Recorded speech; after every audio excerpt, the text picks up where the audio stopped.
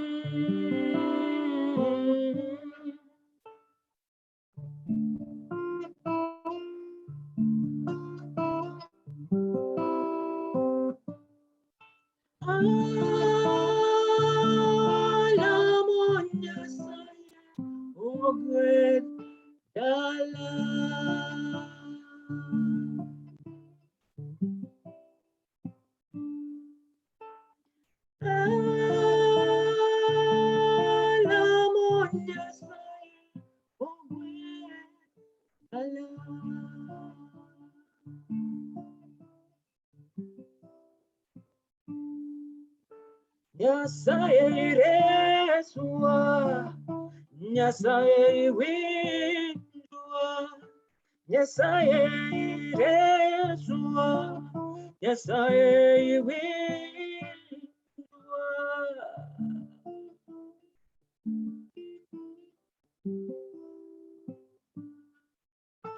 Walamo, walamo, walamo, walamo, walamo, walamo, hey.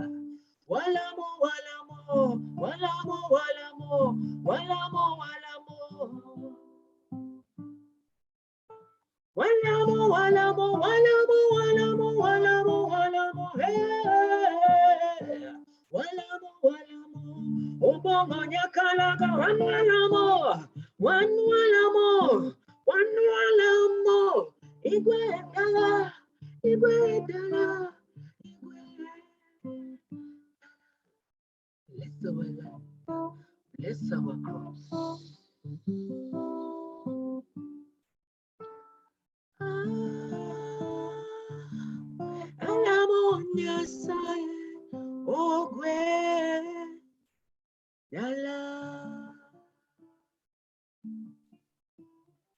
Beautiful. This is exactly what you were talking about, of the power of the voice.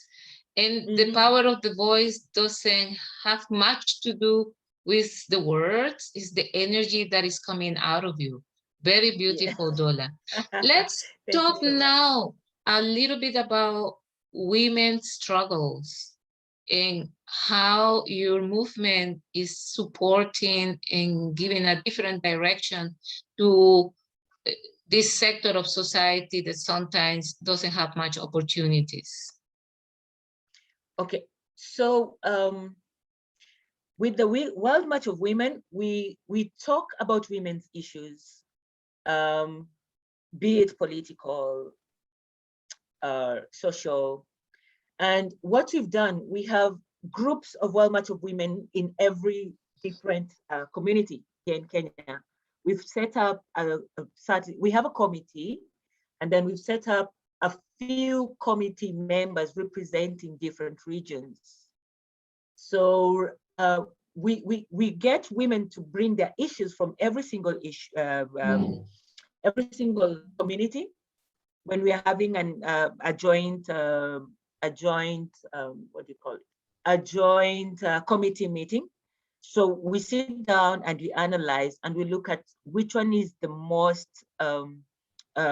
tragic, if I can call it, or the most sensitive issue that we need to tackle. And then we come together and see how we're going to support that certain community or that certain issue that has come on the table. And this happens also with the international, or when you're working on the, let me go to the African level. When we're working with African level, we still have a committee where we have different people from all parts of Africa who represent their countries, and they bring their issues that are affecting women in that particular country. And then we sit down and analyze, again, which one are we going to tackle first? And then we come together as women. And as World March of Women, we believe in the strength of marching.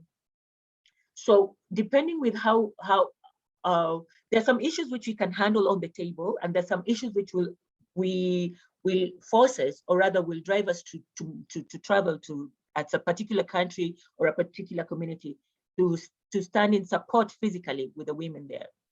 So I'll give, for instance, an example of just 2 days ago, we had a team in Kenya that travels to Samburu because one of our women in Samburu was troubled. You know, I'm not sure if I'm supposed to share it right now, but we had a group of women who traveled to Samburu just like 2 days ago to stand in solidarity with the women in Samburu.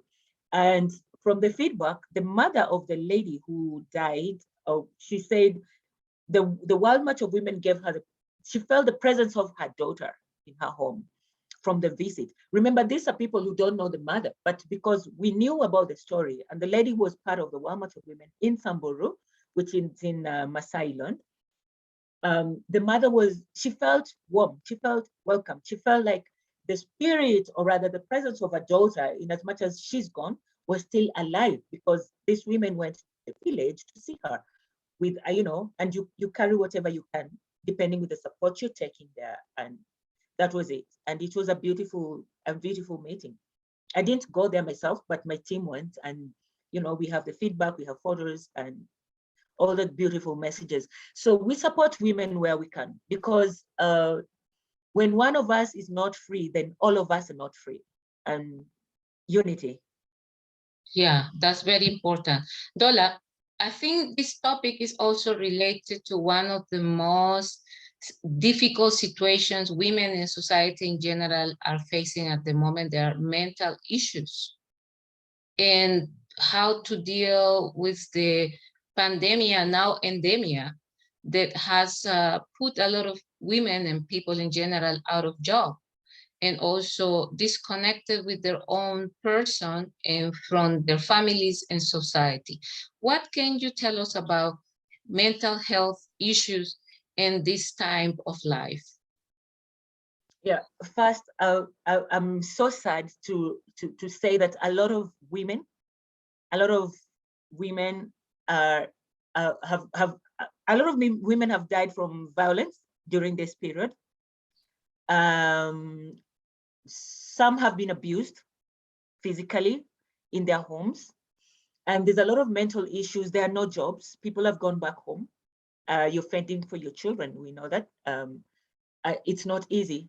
So personally, what I have personally been trying to do is to check on other women's health, especially one-on-one, and mostly people who are close to me, because you want to help the whole world and you have very little, but you say the little that I have, let me try and see if I can help at least one woman, because there's a lot of depression.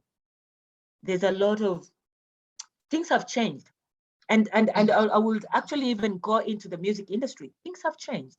You know, you find that you're a mother, maybe you're a single mother, a single parent, and you've been relying on music, you know, and then now at the end of, you find that the pandemic is here, you have no jobs, you have no place where you can go and ask for jobs. Your children are depending on you. You are depending on yourself. You have rent to pay, you have food to put on the table. So definitely you will be frustrated. And it's sad that I've seen a number of women who have killed themselves. They've committed suicide and they've killed their children. This is now like, it's kind of like becoming normal. Like we see the news, we're like, oh, this person died, they killed themselves. And then it just goes like that. And then you wait, there's another one. And it is so sad that we still don't have a solution to this. Because we are in a very fast world and everybody is busy running, trying to put something on the table, and until we are so blind that we are not even able to see that other person who is not able to crawl. Because at least if you can't run, there's somebody who can walk. So if you can walk, you're still struggling. But then there's somebody who has really, really tried and they're now crawling, but we're not able to see that because we're in a very, very fast world. But I think that still can be a solution if we bring mental health issues on the table and start tackling it up the way we tackle climate justice and the way we tackle the urgency of vaccination, you know, because mental illness is becoming another pandemic. We are losing people. We are losing a lot of people, young women and children. So yeah, this is an important, a very important topic that must be addressed. And I'm glad that as World Match, it's one of the agendas that we have, especially for this year, that we're going to put on the table. And because we also deal with a lot of musicians and artists, then it's something else that we've been talking about with artists. We've had musicians who've been sharing their stresses during the pandemic. And once in a while, with the little that we have, we try to share it with whoever we can. And that's very important because it's part of the exchange of knowledge and experiences that make us a little bit more strong. Because as you mentioned before, sometimes what people is looking is to be embraced, you know, the solidarity, and also to find somebody they can trust in a safe space, you know, just to ventilate that negativity and those emotions that are difficult to deal with. And let's talk also about another situation that is related with the consumption of alcohol and drugs. Because it's also a way for people to get distance from problems. How do you see that situation? Well, this is another heavy one, because people run to look for something that will help them forget what they're going through. And it's also sad because you see, in as much as people are abusing alcohol. I'm not saying alcohol is bad. You can drink alcohol, but maintain and just your limit. But then people want to forget. People want to sleep. So there's a lot of abuse of drugs. And you see, alcohol brings other problems. Too much of it brings other problems, liver problems, and all that. So it's also it's another interesting topic that I haven't actually personally thought about. Okay, I know about it, I know what is happening, but I haven't thought of ways of how we are going to deal with it, which now actually I will thank you for bringing it to me through this exchange, because it's something that I think we need to also put on our side, on our movements table, that we can discuss about. And many people actually just get into drugs, into alcohol. They feel it's their safe place. And you see, if you get people who are also depressed, and you meet in a place where you're all depressed, and that is your circle, then you getting deeper and deeper into problems without knowing. Because you feel like, this is where I'm embraced. This is the place I feel safe. This is with my bottle of alcohol, I'm able to forget and drink. And then, tomorrow morning you'll wake up, every stress will come back, and you'll still go back to the same place, meet the same people, and continue drinking, not knowing that you're hurting yourself and hurting the people around you. So yeah, it's also an issue that I've seen. Young people mostly are taking alcohol day, night. Some people are missing going to work because of that. Probably they're depressed from their workplaces, because we do have workplaces that are toxic. And I will say they also they also contribute into mental health of other people. People are committing suicide in workplaces. So, and most people who are working, employed people, are also getting themselves into alcoholism. You find that you're from the office, you visit a place where you get your drink and you overdo it.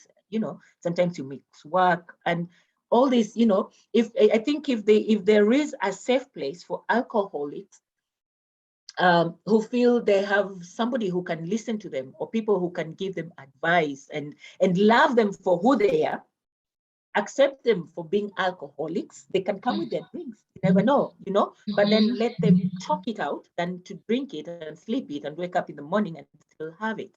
And that way, I think somebody's mind, slowly, I'm not saying, alcoholism, you don't just quit like that from drugs and stuff, but I'm thinking slowly they can come to life until maybe they'll be able to now balance and take it the way it's supposed to be taken. Yeah, and as you say, alcoholism is also a sickness, the same way Yes. as the mental issues. And sometimes when we talk about disability or inclusion, we tend to forget that an addiction is not that the person do it just because they feel better. It's because they're sick. It's something on their emotions and their mind and the environment that push them into that kind of behavior. I know that you're one of these artists that have used their talent to actually raise awareness on these topics. And I'm also very aware that you were working very hard before the pandemic with your new productions. Can we talk about your latest musical productions, Dola? About my general music production? Yes, please. Okay. What I do, I'm not a fame searching artist, kind of artist, and it's okay to be famous. I love to do music from the heart. And my music has very much been inspired by Tracy Chapman, because the moment I watch Tracy Chapman's videos, I can see in her eyes the reality. And it's not only Tracy, we have other artists. Even in Kenya, there's a guy called Winyo. I really love his music. But you feel connected to that music.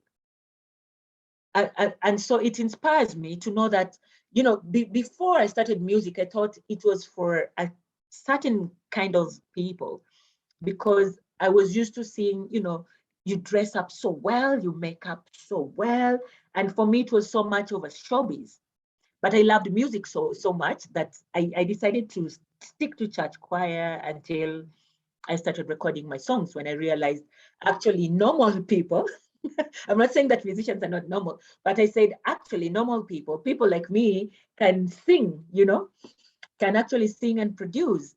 And when I watched Tracy and I saw her being real, and I was like, this is a kind of person who can walk in the streets without having a lot of bodyguards and without trying too much to impress the society, but you are you.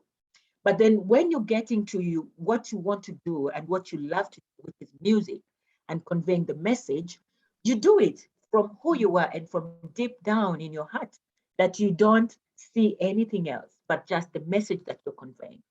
So yeah, so my music passion was, with Tracy Chapman is one of the people who actually inspired me into recording. So I started my music trying to see if I could save one person through music. I am an activist, and yes, I go to the streets sometimes, but I'm a bit still inside, a little bit shy going to the street. But the moment I get my guitar and my music, I'm able to speak my mind.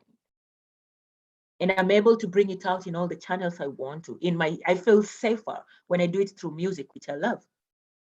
And music, whether they play it on the radios, somebody will get it somewhere. I can give out free music CDs if I want, if I'm really, really campaigning on a certain message. I can sing about the environment, and and I'll go to my village. In the village, we have the Lake Victoria, where people are, it's now polluted. But I can go to the village and sing with my guitar just at the lake, by the lakeside, and create awareness and probably distribute this music to people in the village, because some of them can't buy, they can't, some people who can't afford to buy music, and you give them. The moment they listen to your music, whether they are washing their dishes, doing any chores in the house, the message gets into them. So yeah, so that's how I stick to my music. And my production has been like, I don't have like specific producers. So I work with a producer. If I do a song and I feel this producer has music that's beautiful, and I think this song can be produced here, then I'll go and produce with them. I'm not signed by any artist. And maybe very soon I'll be recording my own songs in a few years. So yeah. Fantastic. Dola, you're using music as a catalyst of change to transform communities and to transform people and become a role model. Let's talk about the new generations, how you have influenced the youth with your perspective about art and music. Okay. First, I'll talk about, there's a certain youth group. It's in a slum called Korogosho. And sometimes I visit them and I talk to them about music and how music can bring about change and connections and healthy connections. They're a group, they're called Dadas Connect. It's a group of young girls in Korogosho who are trying also to bring arts in the community. And with different communities, I've been able to work with young girls. I have a song that is called Swan Girls, which also worked with girls from Aslam. These are girls who had quit school and they are idling in the community, but then they came together and thought there's something they can do together, and they started doing dance. So when I visited them and I saw they're doing dance, and we spoke a lot about dance and art and music and how it can create change and also keep them busy. So I took some of them, and they were able to feature in my music. And you see, when they feature in my video and it's talking about change or something beautiful, that's when we were talking about the diversity of women artists, they feel like they own it because they are part of the video. And it's also giving them, they feel like, yes, we can also do this.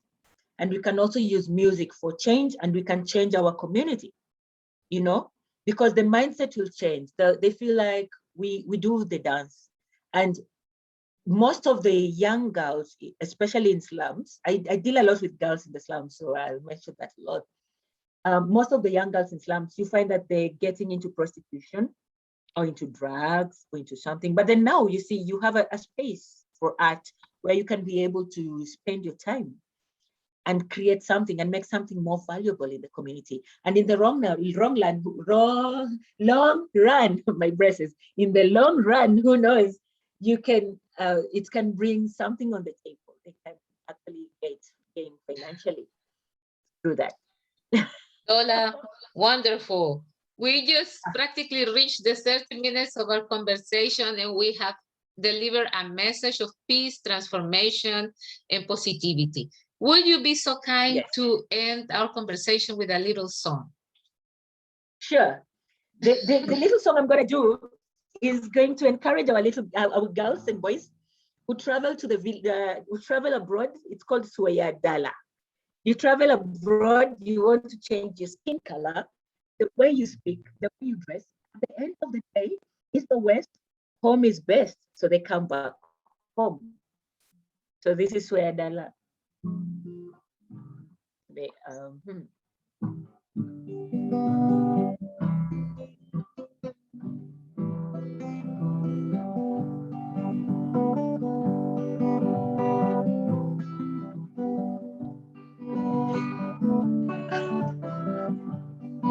All right.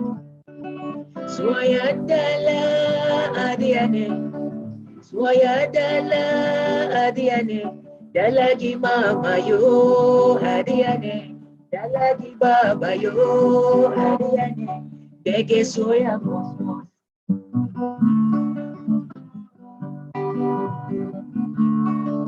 I remember leaving home that day. It was such a bright holiday. Everybody was happy, dancing, I'm going to fly away.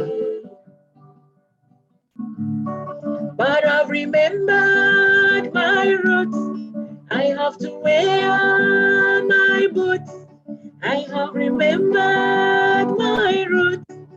I have to wear my boots.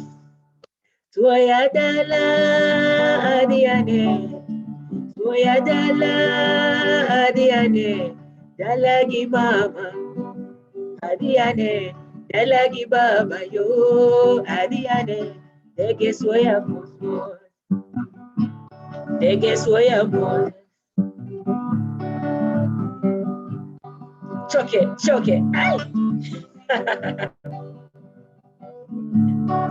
I need to go to my land. I need to go to my country. I need to go to my people. I need to go to my home. Mosmos, mosmos, mosmos, mosmos, mosmos, mosmos. Degeni, terra, mosmos. Degeni, soya, mosmos. Agomboneni Kenyana, agomboneni mamana. Degeni, soya, mosmos.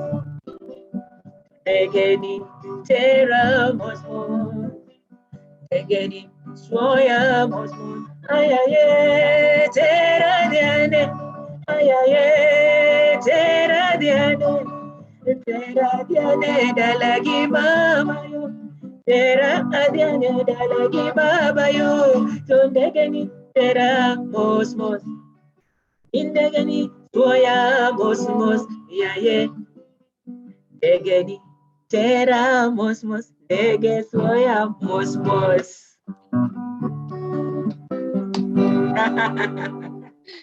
Dola, thank you so much for promoting. Thank you so much for having me on a Saturday morning. See you soon. Viva to every hardworking woman in the world. Así es. Adelante. Bye-bye, Dola. Thank you. Bye-bye.